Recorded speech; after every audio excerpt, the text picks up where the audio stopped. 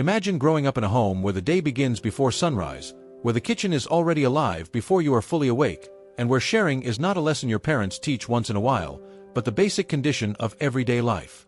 Imagine never being an only child for even a single moment.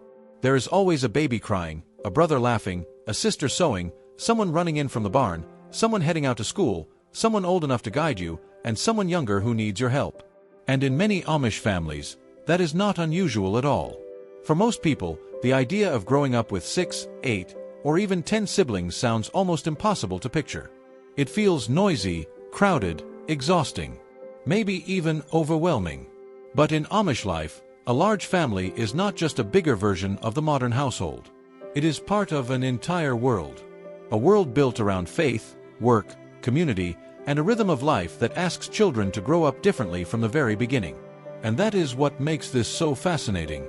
Because to understand what it feels like to grow up Amish in a large family, you have to look past the bonnets, the buggies, and the common stereotypes. You have to step inside the house itself.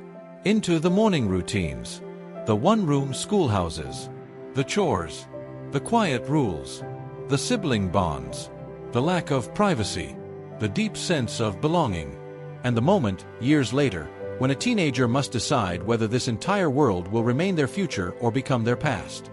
The Amish are not all the same, and that matters. Different communities have different rules, different levels of strictness, and different ways of handling technology, work, and youth culture. But across many Amish communities, large families are common, and childhood is shaped by that fact in profound ways. So what is it really like to grow up Amish with 6, 8, or 10 siblings? It is tender. It is demanding. It can be beautiful, and it can be heavy. It can feel deeply secure, and at times deeply confining. And the truth is, it begins with something very simple. In an Amish family, from the time a child is old enough to notice the world, they are almost never at the center of it alone. Children are usually raised in homes where family is not just emotionally important, but socially central. Parents, grandparents, cousins, aunts, uncles, and neighbors often form one tightly woven network. In that kind of world, children are not seen as an interruption to adult life. They are folded into it. A new baby does not pause the household. The household simply expands to make room. That changes everything. In a modern culture that often celebrates independence, privacy, and personal choice, the Amish household starts from a different assumption. Life is shared. Space is shared. Labor is shared. Time is shared. And childhood, especially in a big family, becomes a training ground for learning how to live in relation to other people every single day.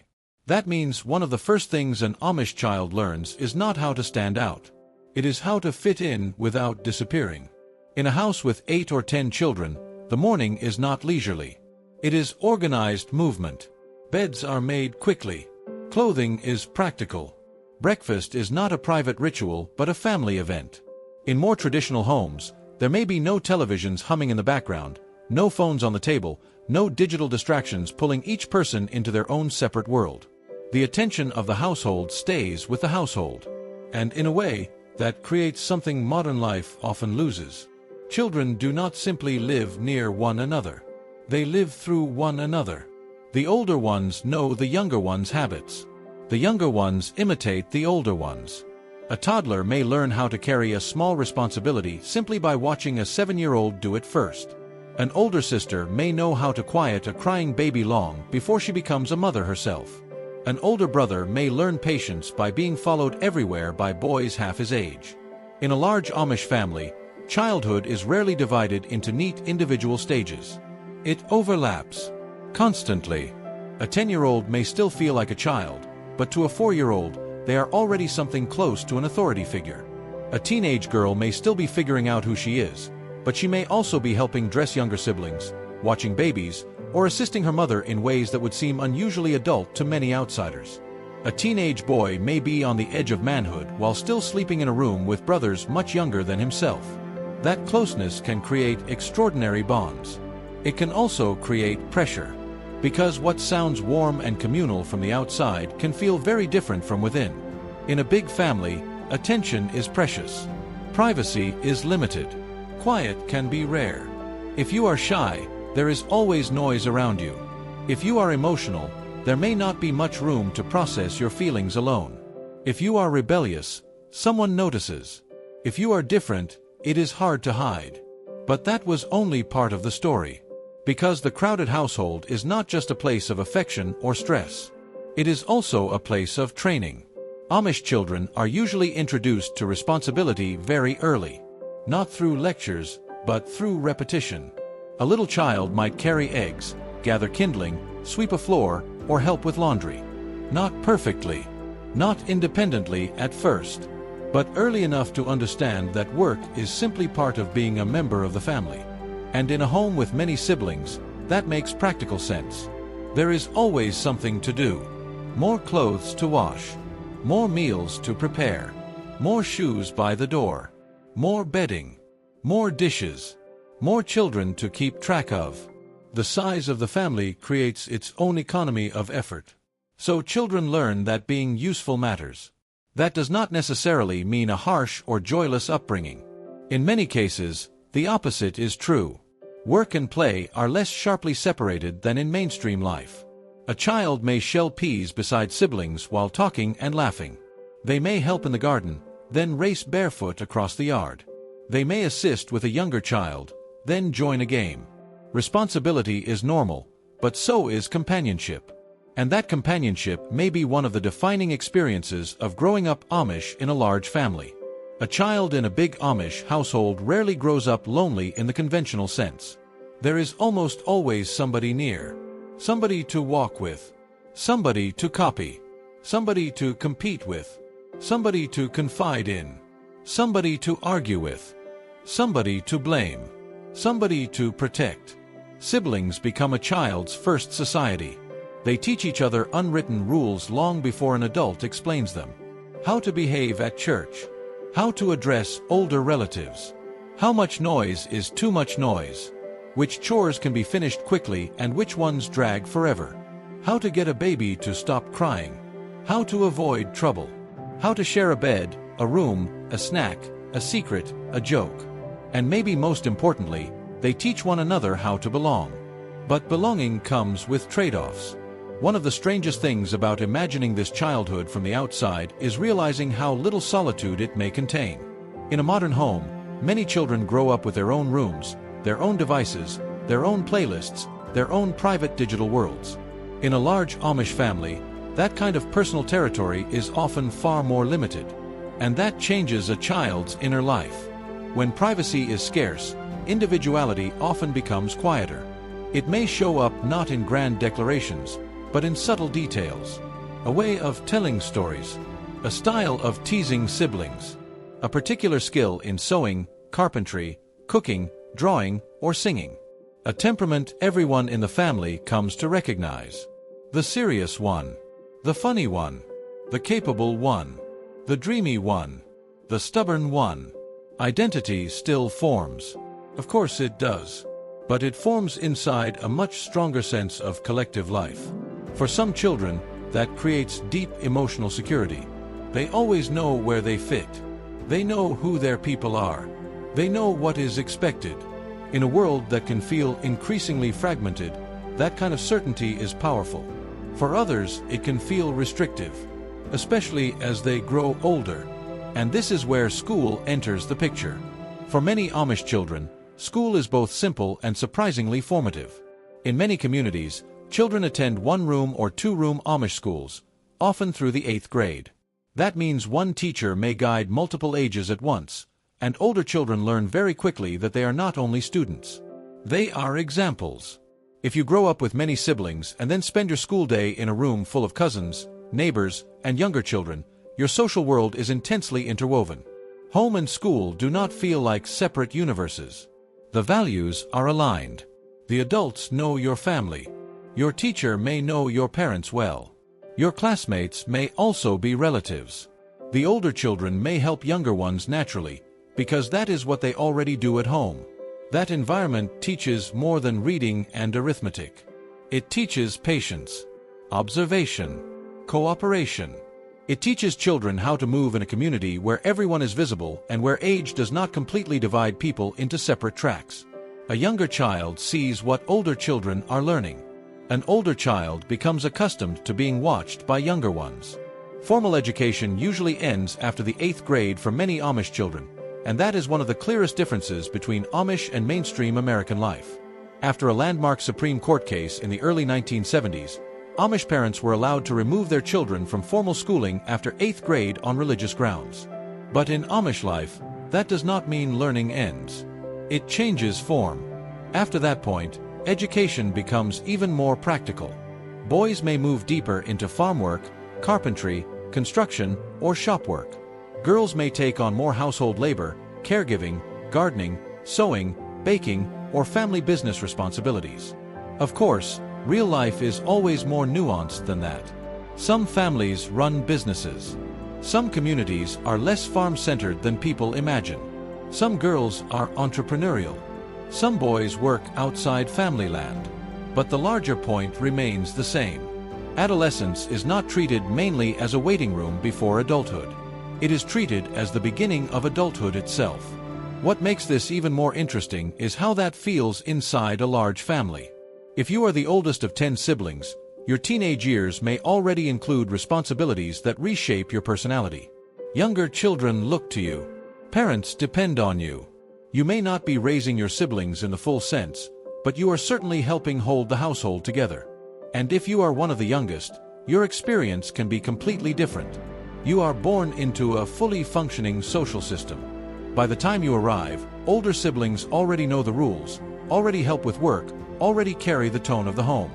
In some ways, the younger children are carried by the family's momentum. In other ways, they live under the shadow of it.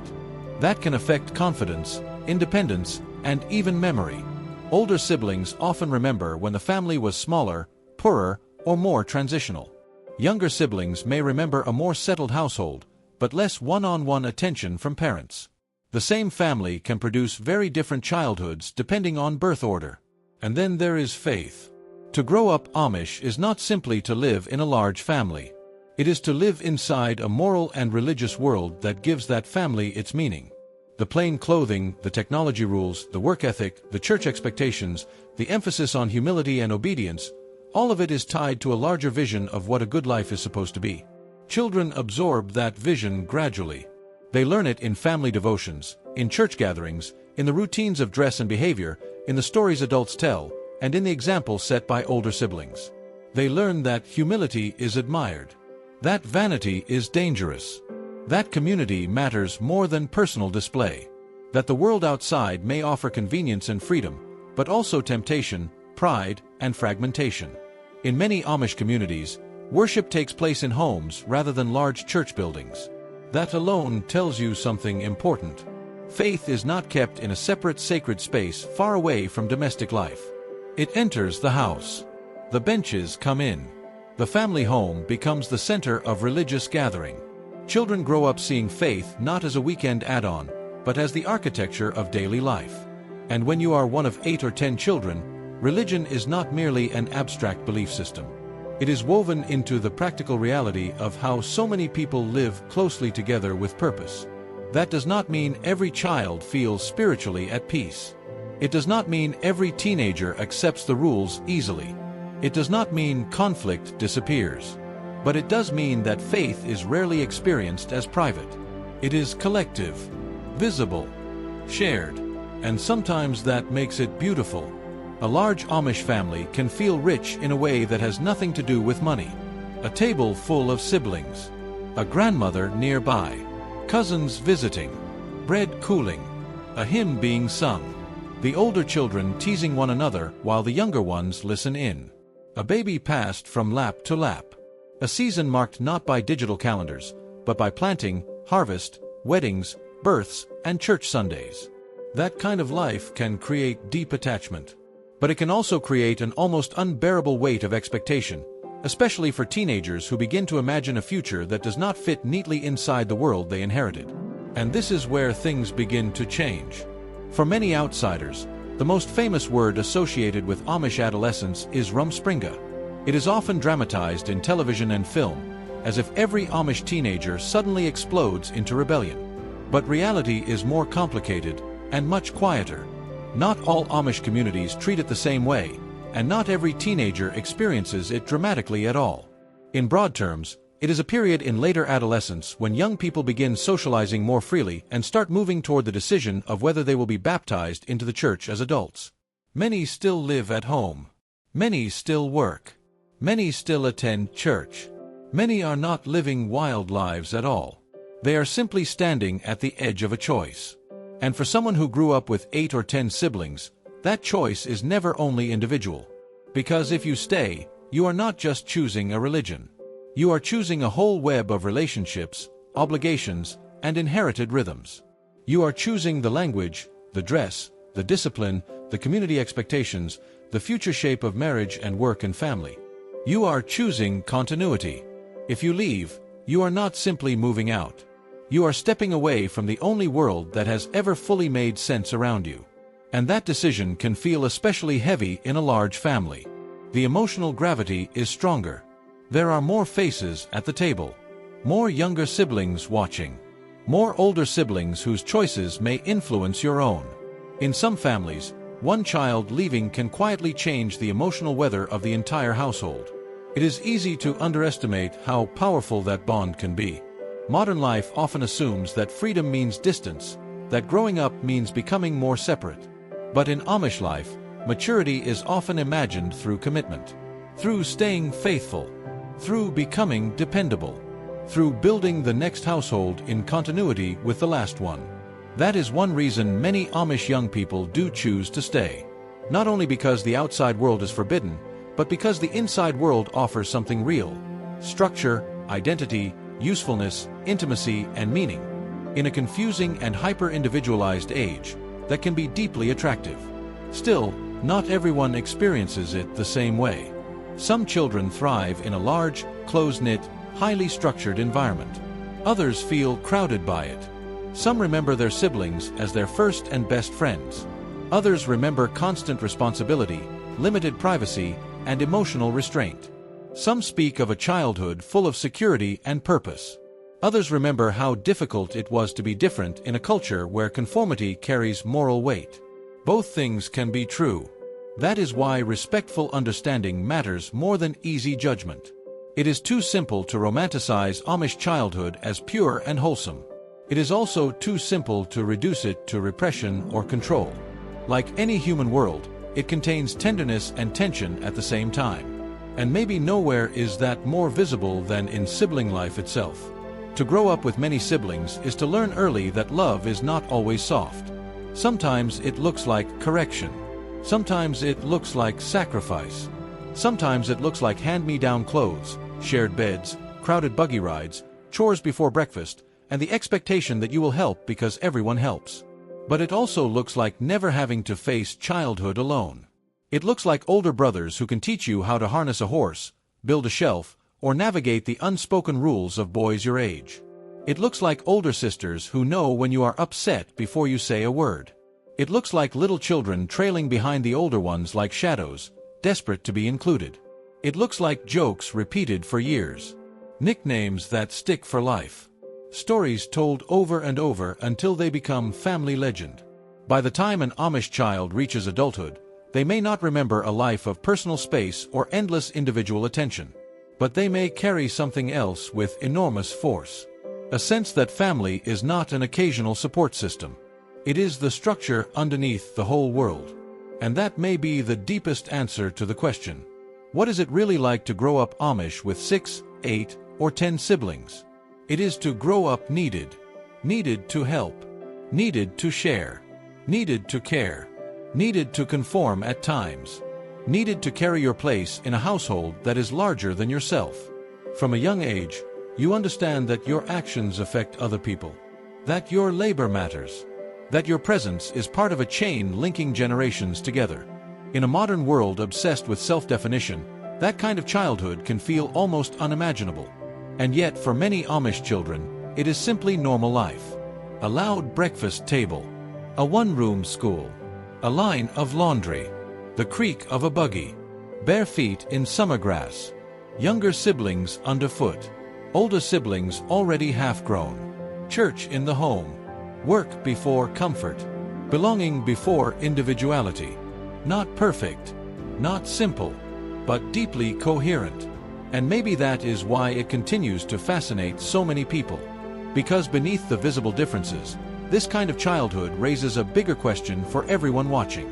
What do children gain when they grow up surrounded by duty, faith, and family? And what do they lose when there is almost no room to become someone separate from all of it? For Amish children with 6, 8, or 10 siblings, that question is not theoretical. It is their everyday life. Needed to help. Needed to share. Needed to care. Needed to conform at times. Needed to carry your place in a household that is larger than yourself. From a young age, you understand that your actions affect other people. That your labor matters. That your presence is part of a chain linking generations together. In a modern world obsessed with self-definition, that kind of childhood can feel almost unimaginable. And yet, for many Amish children, it is simply normal life. A loud breakfast table. A one-room school. A line of laundry. The creak of a buggy. Bare feet in summer grass. Younger siblings underfoot. Older siblings already half-grown. Church in the home. Work before comfort. Belonging before individuality. Not perfect. Not simple. But deeply coherent. And maybe that is why it continues to fascinate so many people. Because beneath the visible differences, this kind of childhood raises a bigger question for everyone watching. What do children gain when they grow up surrounded by duty, faith, and family? And what do they lose when there is almost no room to become someone separate from all of it? For Amish children with 6, 8, or 10 siblings, that question is not theoretical. It is their everyday life. A life shaped by closeness, by responsibility, by repetition, by love that is rarely private and never entirely casual. A life where childhood is communal, adolescence is consequential, and adulthood arrives not with a sudden break from the family, but often through stepping more fully into it. And whether that feels comforting or confining may depend on the child, the family, the community, and the future they imagine for themselves. But one thing is hard to deny. In a world where many people grow up increasingly isolated from one another, the Amish large family remains a striking reminder that another way of raising children still exists. One that asks more of them early. One that gives them less privacy, but often more interdependence. One that can feel ancient and immediate at the same time. And once you see that clearly, the image of the Amish family stops being a stereotype. It becomes something human. If you enjoyed this documentary, subscribe for more calm, in-depth stories about hidden worlds, everyday lives, and the cultures most people think they understand, but rarely see from the inside.